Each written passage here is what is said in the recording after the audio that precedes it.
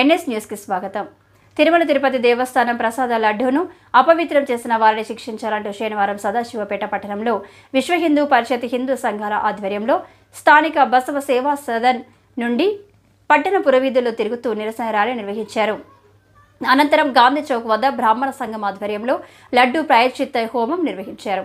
ఈ కార్యక్రమంలో పట్టణ పుర ప్రముఖులు, హిందూ సమాజం సభ్యులు, మహిళలు పాల్గొన్నారు. गायत्री चिंता गणपति देवता ओं गणपते नमः स्वाहा एकदंतं च हसं पाशां कुदानं जवदमतं प्राणं मुषकतं रक्तं लम्भोदं रूपकटकं रक्तं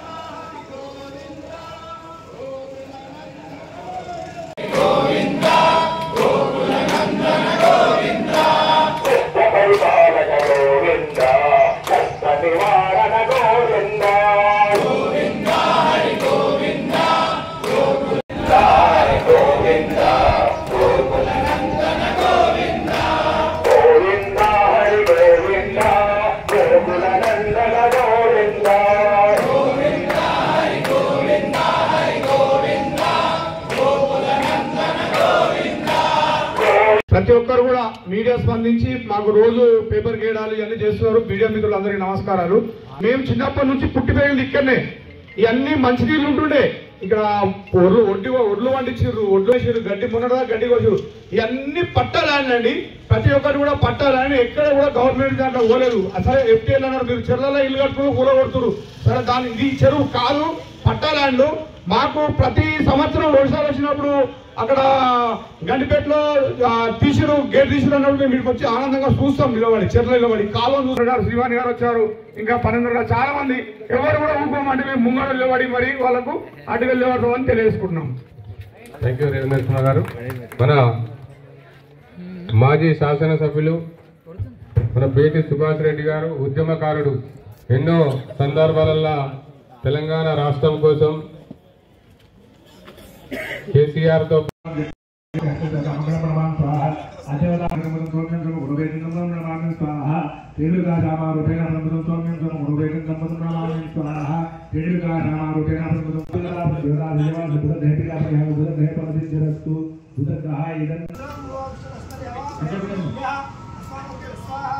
దేవాలయ